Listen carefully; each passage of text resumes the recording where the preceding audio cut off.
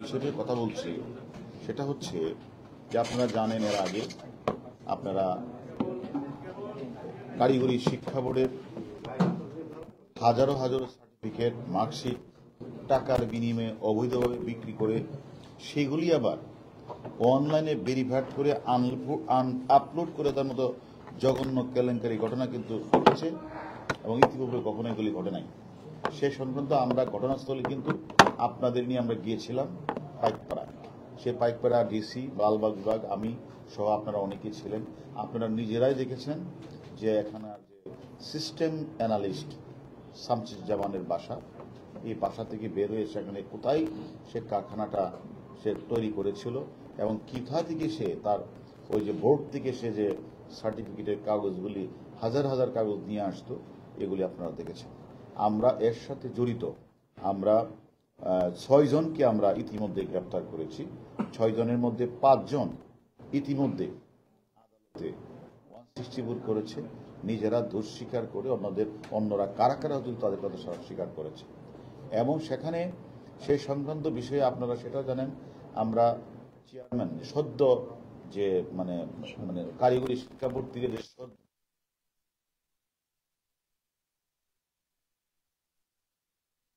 করেছি এবং ওনার ওয়াইফও কিন্তু স্বীকার করেছেন যে সিস্টেম অ্যানালিস্টের কাছ থেকে সে টাকা গ্রহণ করেছে এবং তার কথা এবং সিস্টেম অ্যানালিস্টও আদালতে করেছেন।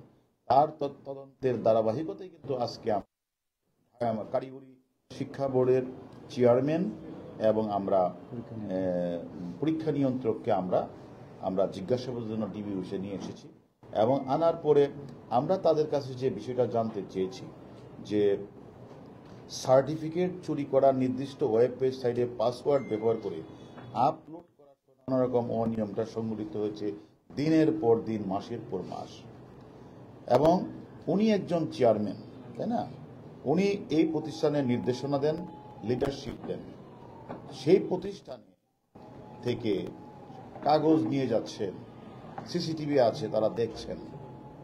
আবার ওনার পরীক্ষা নিয়ন্ত্রক মাসের পর মাস ওই যে পরীক্ষার যে সার্টিফিকেটগুলিতে সিগনেচার করে যাচ্ছেন, তার সাথে ওই যে কলেজের বা বিশ্ববিদ্যালয়ের যে সকল পরীক্ষার সাথে মিলিয়ে দেখা, সাইন করার সাথে মিলিয়ে দেখবে যে ওই স্কুল থেকে কয়জন পাস করেছে আর আমি কয়টা সার্টিফিকেট ইস্যু করলাম, উনি এটাও দেখলেন না। তারপরে উনি এবং তার সাথে এবং এটা আমরা তাদেরকে প্রশ্নটা করেছি যে সচিব এখানে নিয়ন্ত্রক সাহেব, চেয়ারম্যান সাহেব বা সচিব সাহেবের সাথে তারা যে এই যে ঘটনাগুলি ঘটেছে, এটা কি তাদের মানে অবহেলা, এটা কি তাদের উদাসীন? তাদেরকে আমরা জিজ্ঞাসাবাদ করেছি, এটা কি কারো দ্বারা বায়াস হয়ে আপনারা এগুলি করেছেন? বছর এইভাবে চললো, আপনারা তার বিরুদ্ধে কোনো ব্যবস্থা গ্রহণ করলেন না। উনি তখন সেই যে কথাটা বললেন এবং যে এই যে কথাটা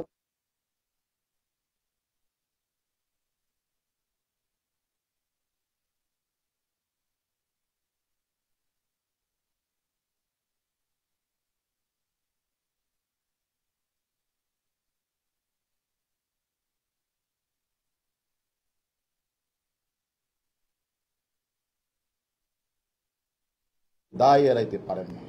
আমি বললাম এখন আমার কথা হলো, সে দায় যে এড়াইতে পারেন না সেটা কি ইচ্ছাকৃত না অনিচ্ছাকৃত? এটা কি অবহেলাজনিত নতুবা এটা বায়াসজনিত? এবং তাকে যখন আমি তার কোন জিজ্ঞাসাবাদ করলাম যে আপনার ওয়াইফও তো এই ঘটনার সাথে জড়িত, আপনার ওয়াইফ এখান থেকে টাকা নিলেন কেন? কয় সেটা আমি জানি না, আমার ওয়াইফ টাকা নিয়েছে। এবং আপনার ওয়াইফের সাথে সম্পর্ক কিভাবে হলো? সেটাও আমি জানি না। এখন আমার কথা হলো, কারিগরি শিক্ষা বোর্ডের যে নজিরবিহীন জালিয়াতি ঘটেছে, আমি মনে করি ইতিহাসে একটা কলঙ্কিত এবং শিক্ষা ব্যবস্থাকে কালো হত্যা হিসেবে চিহ্নিত করার মতো ঘটনা। এবং আমি মনে করি একজন চেয়ারম্যান কোনোভাবেই এই দায় এড়ানোর কোনো সুযোগ নেই। এবং এখন আমরা দেখব যেটা যে সে যে কাজটা করেছে, তিনি অরিজিনাল সার্টিফিকেট বিক্রির মাধ্যমে তিনি যে কাজটা করেছেন, শিক্ষা এবং জাতির মেরুদণ্ডকে ভেঙে দিয়েছেন। উনি একজন কলেজের প্রিন্সিপাল ছিলেন, উনি এটা জানার কথা যে একটা মানুষ পরিশ্রম করে লেখাপড়া করে সে ভালো রেজাল্ট করতে পারছে না, আর আরেকটা লোক জীবনে লেখাপড়া না করেই সে তাদের কাছ থেকে টাকা দিয়ে সার্টিফিকেট কিনে নিচ্ছে। সেটা আমাদের কাছে আমরা এটা একটা অনাকাঙ্ক্ষিত, এবং আমরা তাদেরকে আমরা জিজ্ঞাসাবাদ করেছি। এখন আমাদের যে মূল প্রশ্নটা হচ্ছে যে তাকে আমরা আমরা বিভিন্ন প্রশ্ন করেছি, সেগুলির দায় এবং সেই জবাব দিবে, এবং প্রয়োজন বোঝো তাকে যদি তাকে আমরা 1-2 দিনের সময়ও দিব, সে তার সঠিক ব্যাখ্যা আমাদের কাছে হাজির করবে। ব্যাখ্যা যদি সে সঠিক ব্যাখ্যা হাজির করতে না পারেন, আর এই ঘটনার সার্টিফিকেট জালজালের ঘটনা তার কোনো অনৈতিক কোনো ঘটনা আমরা সুনির্দিষ্ট প্রমাণ পাই, তার বিরুদ্ধে আমরা আইনগত ব্যবস্থা গ্রহণ করব। আপনারা জানেন যে আমরা আমরা আমরা এর আগে কিন্তু আমরা পরীক্ষার হলে নকল প্রতিরোধে আমাদের বিভিন্ন চাকরির প্রশ্নপত্র পরীক্ষা পাশের ঘটনা অপরাধী সকলকে আমরা গ্রেফতার করেছি। এবং কিন্তু দুর্ভাগ্য একটা কারিগরি শিক্ষা বোর্ডের চেয়ারম্যান এবং তার পরিবার বলতে সিস্টেম অ্যানালিস্ট, পরীক্ষা নিয়ন্ত্রক, সচিব, আরো অনেকে মিলে সিন্ডিকেট বানিয়ে তারা যেভাবে জাতির সাথে প্রতারণা করেছে,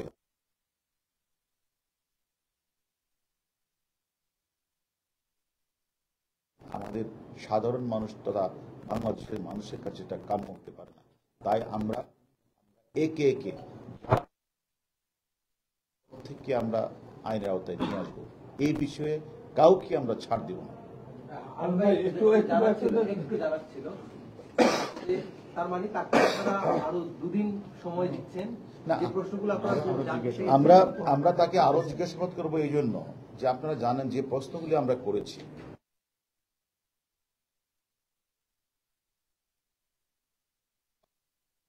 চেয়ারম্যান মহোদয় এবং সেখানকার পরীক্ষা নিয়ন্ত্রক, সচিব, তারা জানার পরেও তারা নিলেন না। সেটা কি তার অবহেলা? এটা কি তার অনিচ্ছাকৃত? না, এটার সাথে তার কোনো যোগ সাজস ছিল বা এটার সাথে কোনো লেনদেনের সম্পর্ক ছিল? সেগুলি আমরা আরেকটু তদন্ত করব। তদন্ত করে যদি আমাদের কাছে মনে হয় সে একদিকে তো দায় এড়ানোর প্রশ্নই নাই, এটা তো প্রশাসনিক ব্যবস্থা তার বিরুদ্ধে গ্রহণ অলরেডি করেই ফেলেছে, সে অলরেডি ওএসডি হয়ে গিয়েছে। তারপরেও আমরা বাকি জিনিসগুলি আমরা তদন্ত করব। সে কারণ তিনি প্রতিষ্ঠানের প্রধান, কিন্তু তিনি নির্দেশনা দেন, তিনি নেতৃত্ব দেন, তিনি সবকিছু ঠিক করেন। এখন এই প্রতিষ্ঠানে বসে অন্যান্য ব্যক্তিরা সেখানে সার্টিফিকেট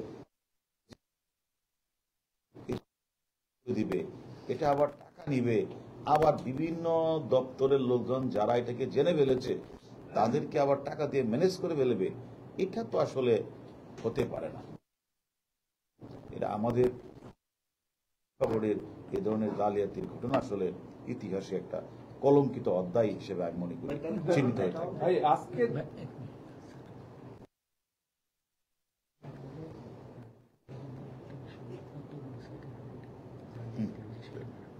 ভাই একটু বলবেন, আজকে তো দীর্ঘক্ষণ জিজ্ঞাসাবাদ করলেন, এই যে আপনাদের প্রশ্নের যে ব্যাখ্যা সে দিয়েছে সেখানে আপনারা সন্তুষ্ট কিনা? যদি সে আমাদের কাছে তো আপনাদের কাছে তো বলেছে সে দায় এড়ানোর তার কোনো স্কোপ নেই। একটা বিষয় আছে যে উনি ওনার ওয়াইফ টাকা নিয়েছে, সেটা 164 আছে। উনি চেয়ারম্যান, ওনার ওয়াইফ তো ওখানে চাকরি করেন না, উনি চেয়ারম্যান, এবং ওনার পরীক্ষা নিয়ন্ত্রক আপনারা জিজ্ঞাসাবাদ করেন হবেন না কেন? এটাই তো, আমরা তো সেই কথাটাই বলছি। সেখানে তার ওয়াইফ যে টাকাটি গ্রহণ করেছেন সেটা তিনি জানেন কিনা, পারিপার্শ্বিক সাক্ষ্যটা আমাদের নিতে হবে। দ্বিতীয়ত হচ্ছে উনি যে এখান থেকে যে এই যে একটা অনিয়ম হয়েছে, এটা কি অবহেলা?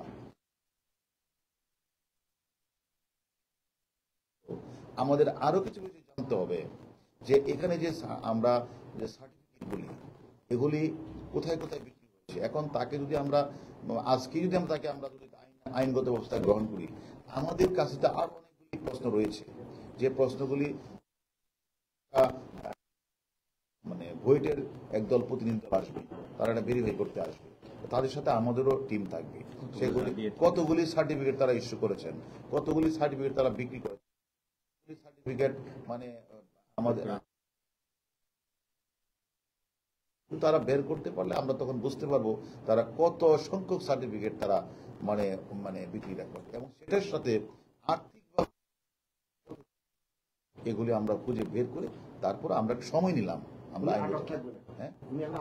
ওনাকে আমরা ওই যে ওই যে বোর্ড মানে ইয়ে থেকে যারা আসবে, বোর্ড থেকে যারা আসবে তদন্ত করতে, সেখানে সে যেটা বলেছেন যে ওই যে সার্টিফিকেট ইস্যু হয়েছে, কত সংখ্যক সার্টিফিকেট ইস্যু হয়েছে, এটা তদন্তটা করে এবং এটার সাথে কি পরিমাণ টাকা লেনদেন হয়েছে, এই টাকা লেনদেনের বা কারা কারা পেয়েছে সবকিছু তদন্ত করে তারপরে আইনগত সে আমাদের থাকবে,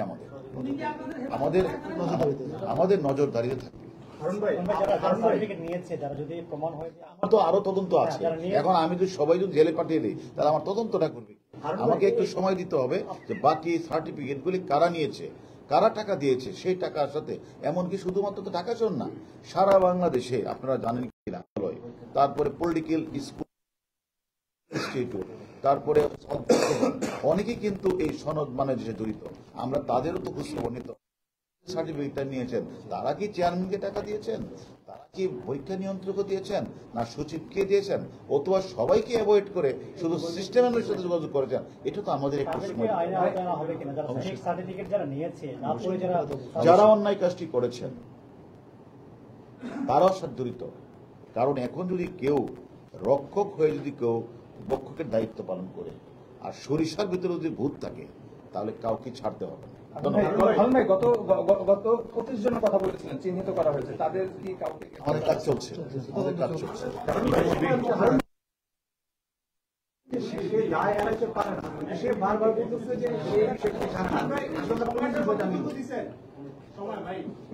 এখন আপনি ভালো বুঝেন, আমি তো আমার কথাগুলি বললাম, এখন আপনি দুইটার মধ্যে যেটা যৌক্তিক মনে সেটা নিবেন। আমার প্রতিষ্ঠানের রক্ষক, আমি এই প্রতিষ্ঠানের লিডার, আমি এই প্রতিষ্ঠানটা চালাই, আর এই প্রতিষ্ঠানের আমার সিস্টেম আমার আন্ডারে কাজ করে, যে আমার কাছ থেকে গোপন পাসওয়ার্ড নিয়ে সে আপলোড করে, সে সেখানে লক্ষ লক্ষ সার্টিফিকেট বিক্রি করে কোটি টাকা ইনকাম করছে, আর আমি এটা জানি না, এটা বললেই যদি আপনি বিশ্বাস করেন তো আমার করার। ধন্যবাদ।